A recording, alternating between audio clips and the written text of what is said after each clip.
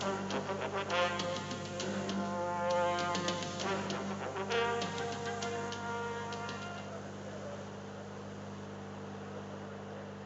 メリカと中国の経済の関係もまた大きく変わろうとしております。でこれまでブッシュ政権は中国の経済力によってアメリカの景気が良くなり、自分の選挙も有利に運んだ、こういうこともありまして、中国に対しては厳しい経済政策を取ってきませんでした。問題になっております人民元の切り上げにつきましても、アメリカは今一つ厳しさが足りない態度を中国に取ってまいりました。でしかしながらアメリカから見ておりますと、中国は世界経済を大きくしようという気持ちよりも、むしろ中国のため、中国の経済を大きくして世界を動かそうと考えているのではないかという疑いを持ち始めました。で今日は300万の企業を背景に中国と経済の戦いを続けております全米商工会議所のトム・ドナヒュー会長に、これから一体中国とどう経済的に付き合っていくつもりなのか聞いてみようと思います。まずは現在のアメリカの状況について尋ねます。2006年、今年のアメリカ経済は高くなりすぎた住宅不動産のバブルが崩壊して、日本の80年代の再現になるという人がいます。しかし今のところアメリカの住宅の値段は下がりはしたものの、バブル崩壊には至っていません。Last year, when I made interviews with you, I concerned about bubble burst as we did. You said no much worrying about it. Nothing happened. It's quite going smoothly. Why you didn't have bubble burst as we did? Well, when you have continual growth in income, when you have people seeing the advantage of owning housing as opposed to renting it, when you had very low interest rates and low inflation, it's very natural to conclude that investment will continue and consumption will continue, in spite of, as we said, the energy prices. So if you look forward to 2006, then the question is, everybody's asking, will the bubble burst? I don't think it's going to burst. I think it may have a few little leaks in it. I'm not sure that new housing will go at exactly the same rate, but you know, 70% of the families in America own a home, and so you're going to continue to see home ownership, but I'm not sure it's going to grow at the highest level that it was going at, but it's still going to be a very strong industry, because after people buy homes, they upgrade them, they improve them, they maintain them. And that's all a whole industry in itself, and it's very, very important to the economy. I read your speech in the magazine, and you said American manufacturing industry is making good progress for productivity. It's against our casual observation. Your manufacturing industry is making progress? Manufacturing over the last number of years, the output is up 44%. 44. Now, if you ask the American people or the press what they thought about output, they would think it's down, because they see the stories of people being laid off or factories being closed, and they wonder, how can this be? Well, when you look at productivity in the United States in the third quarter of this year was up 4.7%. Now, what does that mean? It means more goods are being produced with fewer people. That productivity comes from the use of information technology and robotics and better logistics. And the bottom line is, while manufacturing workers may be not as many of them working right now, the end product, the end result, the amount of material that's produced and shipped and sold is up significantly. Why and how that kind of progress established? I mean, some kind of technological development? What? Well, I mean, the United States leading the way in the world in information technology and in manufacturing productivity, by the way, a lot of which we learned from our colleagues in Japan. We adopted the Japanese system of efficient manufacturing, of zero defects, of Six Sigma. and we have gotten rather good at it.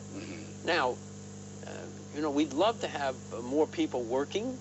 We'd like to keep some things in the United States that by the nature of the global economy have to be done elsewhere. But on balance, we are producing quality products with fewer people at a much higher rate of productivity to the benefit of our economy. So General Motors is not a good example of your industry this time. Well, General Motors has a series of challenges. I mean, they're building better cars. They have to keep building better cars. They're doing it in many of their plants far more efficiently than they used to. General Motors, to make 20 million cars, is using about a third of the people that they used 20 years ago. So in productivity is up. Now, General Motors has the problem of being a very old line company with extraordinary health care and pension liabilities, and they also have many old factories, but they're going through a transition, and I'm very hopeful about General Motors. Yeah, we hope General Motors coming back because if they lose the number one position, American people start to hate Japanese manufacturers, saying Toyota, Nissan. Both of them, General Motors and Toyota. American people are starting to hate Japanese motor company? Not at all. In fact, Toyota is a major member of the chamber. And so are other foreign car producers, Daimler Chrysler and others. Now, what's very important to understand is the consumer. The consumer wants to buy the car that fits their needs. And the foreign car companies, some of them, Toyota is an example, have provided an extraordinary car that requires little maintenance and gives a great return on investment. That's helped General Motors begin to develop its own more efficient cars to meet a changing interest and demand here in the United States. Now I'd like to ask you a prospect 2006. How do you see American economy 2006? I think it's going to be very good, but for a number of different reasons. First of all, I think productivity will stay up. I think consumer demand will be pretty good.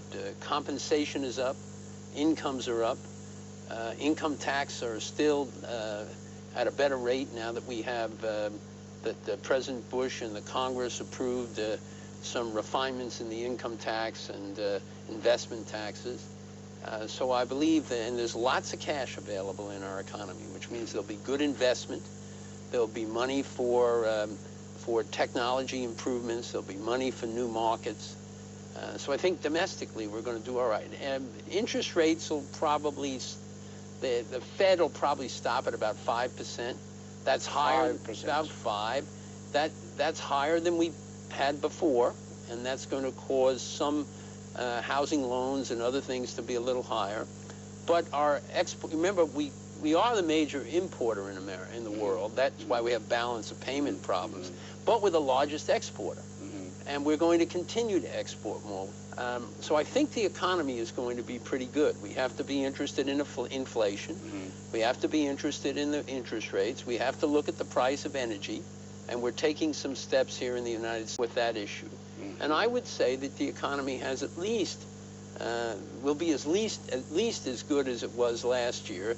So I'm thinking probably 3.3, 3.4% annual growth. 3.3, 3.4. Yeah, right. Thank you very much. Japanese is very comfortable to hear that. You are smiling. It's a sign of U.S. economy is good. Thank you very much. Well, thank you very much, sir. インタビューをまとめてみます。アメリカ国民の 70% が家を持っているが、さらに多くの人々が家を持とうとしている。アメリカ人の多くが気づいていないが、この数年間でアメリカの国内総生産は 44% も増えた。GM は組合問題が片付けば再びよみがえると思う。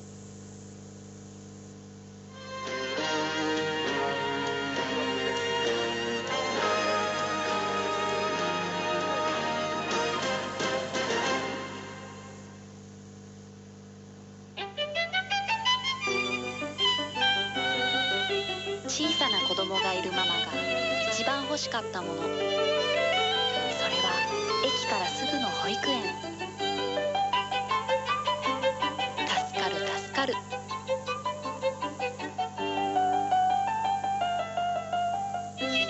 暮らしに響きを JR 東日本グルー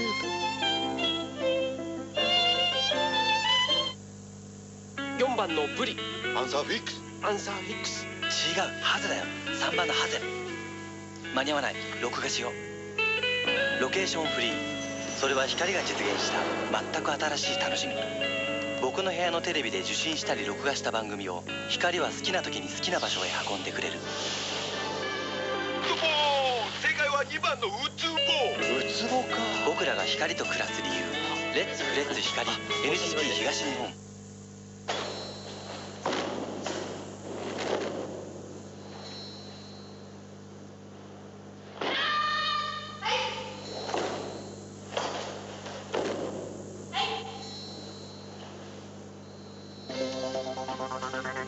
Discipline, passion, accuracy, sincerity.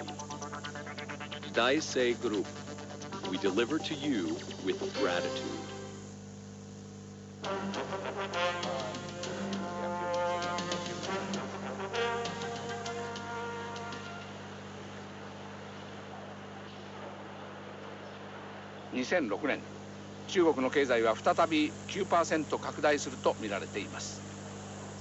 石油をはじめとする工業原料の消費も増え続けると見られますが、人民元は依然として安いままです。Mr. Donahue, I'd like to ask you Chinese economy prospect and present relation with the United States. Chinese currency, don't you think it's too cheap? Well, I believe that one has to look at the Chinese banks. When we started the international debate of whether the Chinese should let their currency float, we had a series of issues in their banks that raised the question, if we did, the banks may have failed. And that would have been a bad thing for the US, for Japan, for China, for the global trading system. The Chinese have now invested hundreds of billions of dollars in shoring up and professionalizing their banks. And they are bringing in partners from around the world to participate in the banking system, which not only brings some capital, but more particularly, it brings expertise. The Chinese made a small move to start to float the currency. And they raised it 2%. Right. And in recent times, they're talking about the fact that we could expect some more. My view, which was originally a little different from the government, although I think our government now agrees, is that the Chinese should change their bank system in an evolutionary way, not a revolutionary way.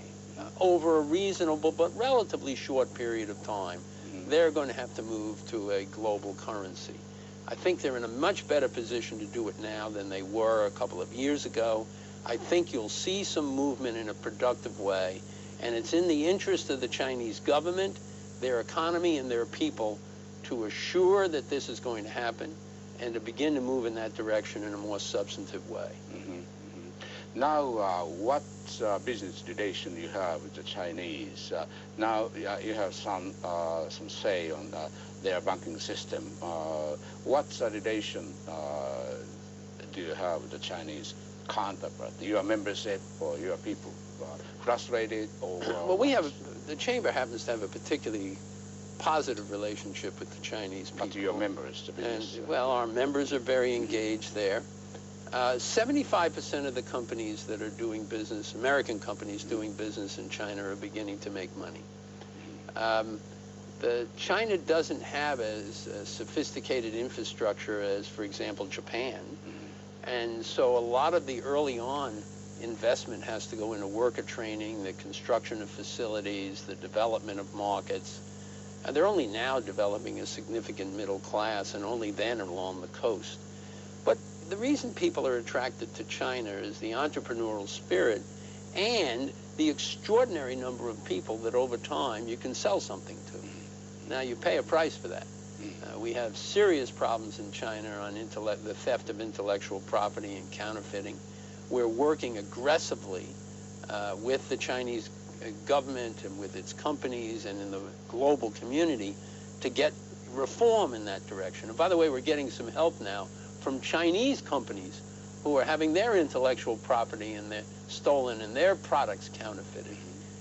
So we have a lot of pressure going there. There is also the need to assure that the Chinese continue to move directly forward in meeting all of their obligations under the WTO, to open markets, to assure the protection of investment.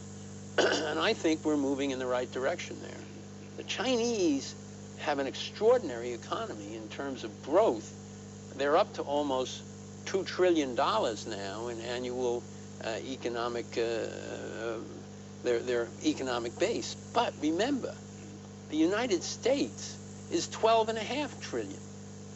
So what we need to see is an extraordinary growth there. And the Chinese are educating engineers and scientists and mathematicians at a rate greater than Japan and the United States put together.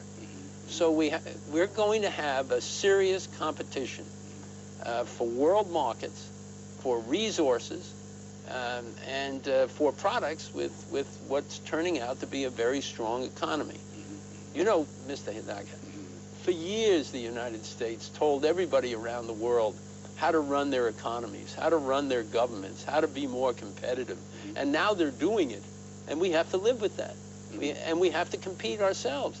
And America has to become more competitive.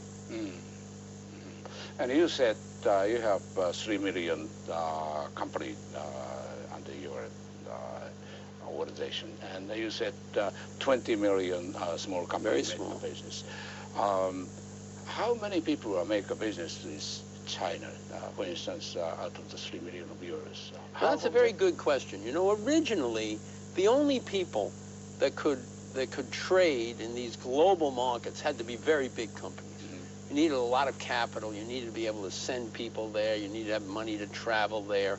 Well, with the advent of commerce on the internet, that's changing every day. More and more medium and small companies are finding a small niche market where they can buy and sell and trade in products and commodities and in services now that were not available before. And with this tremendous growth of the Chinese economy, the demand for services, for finance, for technical services, for engineering services, for consulting services, for accounting, are all going up exponentially.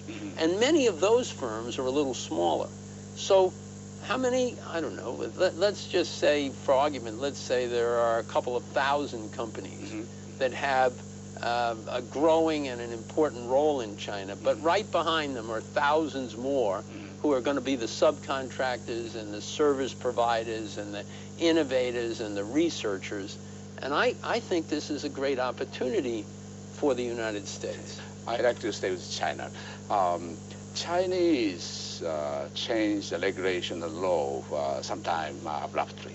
And some Japanese complain lack of transparency of decision-making of the government. I think there's two problems there, Mr. Hidaka. One is what the central government tells you isn't always what the provincial governments do. You know, in the United States we have the Commerce Clause, so if there's a federal law, the states have to live by it if it deals with commerce. That's not true in China. And we have a lot of opportunities and a lot of challenges in many of the provincial areas.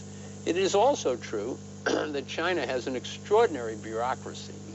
And they don't have a court and a rule of law that's similar to what you find in a Western system.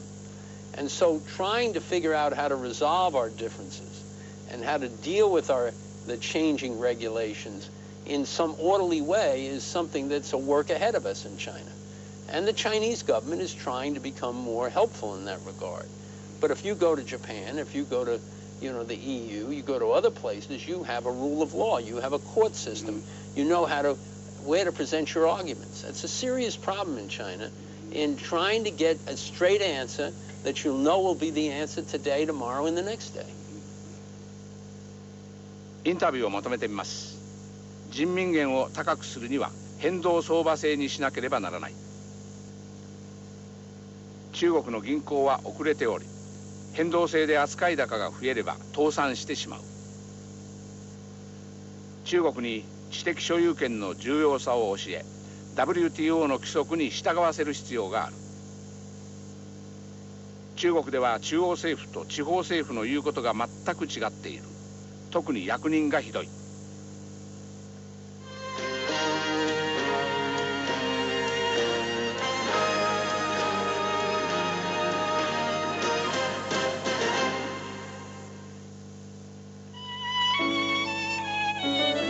駅案内の専門の人がいればいいのにと思っていたら、なんだか気持ちが通じたみたいです。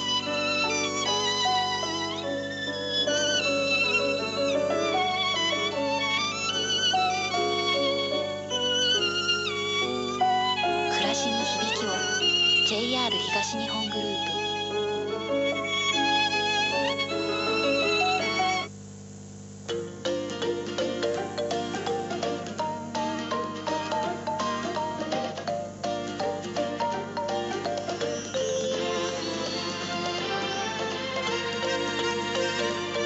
美味しいと笑顔まで柔らかくなります。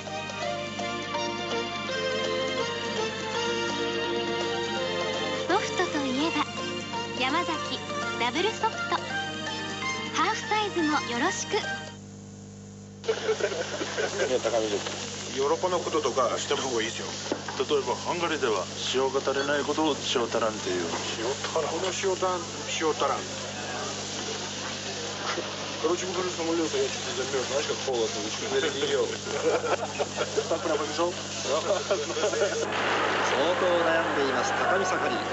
塩を見つめて固まってしまいました。 ANA のエコ割り。エコ割り。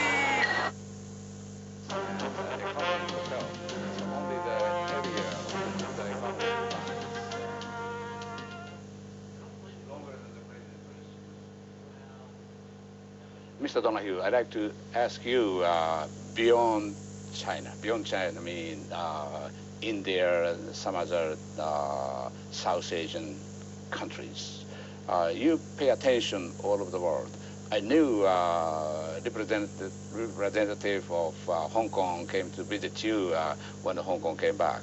Now you are extending your connection to India?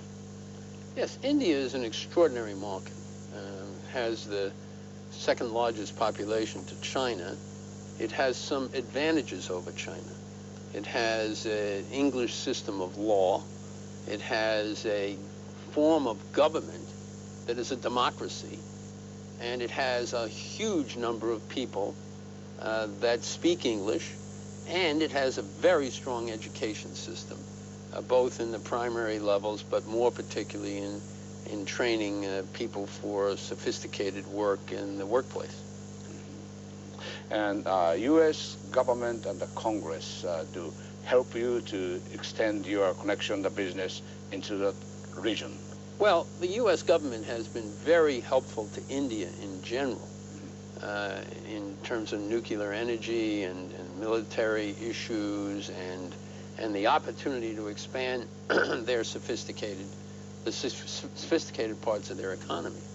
The Chamber of Commerce of the United States runs the U.S. side of the U.S.-India business organization. So we have a very strong relationship. We have strong AmChams in India.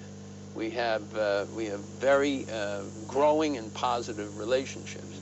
Now you recall, just before the last presidential election, we had a big conflict in our Congress about the relationships between the U.S. and India on the outsourcing. Remember the call centers and all that sort of thing that was outsourced to India because they spoke English. Well, we were able to do a study and prove to the American government and to state governments that on the same platform we import more work than we outsource. So people thought we were sending away millions of jobs. Quite the contrary. Maybe 300,000-400,000. But on an annual basis, we were importing $60 billion in more work. Actually, exports becomes an export because people send us work and we get paid for it. So it was a $60 billion a positive balance of trade for us. And so we're beginning to remove the problem that existed in the States and in the federal government when people looked at India and thought that all the American jobs were being shipped there. It's not the case. Our potential for trade with India is very high, but it's not currently as aggressive in terms of the opportunities that are available in China. But in the long run, because of the matters I mentioned about their government and their language and their legal system, I think India is going to be very, very competitive in the global economy. I heard the IT technological company of the United States has already good contact and connection with India. Well, to a certain extent. I mean, GE has a major research center in Bangalore. This is around the world. American technology companies that are getting some of their engineering and some of their programming and some of their computer science done in India. But that's a very limited opportunity. It's limited by the number of trained people that are available there to do the types of work that we need done. And I see them more as an incremental amount of people over the top of what we've got in the United States and elsewhere to do our work. I say again, I think in the long term, because of the structure of their society, we're going to have good and very competitive business there. When you look elsewhere in the region, you see people that are that don't have some of those benefits, but have a huge entrepreneurial bent and are very, very aggressive in trying to be competitive. So strategically, that region, the South Asia, it's important target of your expansion of free market system. Well, it's also, in addition to being a place to expand the free market system, which we really believe is going to be in the long term very important to the U.S. It is a very important strategic relationship for us on the geopolitical basis. Their geographic location, their relationship to other countries in the region are very important to us. And then you can see that the president and the administration have been very forthcoming with the Indians in terms of developing their own power system, in terms of military joint ventures, and in terms of expanding economic relationships. How do you see the future of that region, particularly religious conflict between Pakistan and India and a very poor country of Bangladesh? Do you think American free market system can change the area just as you changed Japan, changing China? Well, if people will embrace a free market, if people will have an opportunity to improve their own well-being, to take people out of poverty, to put them into small businesses, to give them an opportunity to increase their income and educate their children, they're then less apt to want to get involved in behaviors that are a negative source of influence in the geopolitical world. So we, of course, are not only interested in people that have open governments for their people, but also open economies for trade and development and relationships all around the world. And India is very important to the United States, and we are encouraging those kind of relationships. インタビューをまとめてみます。アメリカ政府はインドの軍事力と経済の拡大、原子力発電を助けている。インドでは国民が英語を話し、法体系も整備されているので、中国よりも有望な市場だ。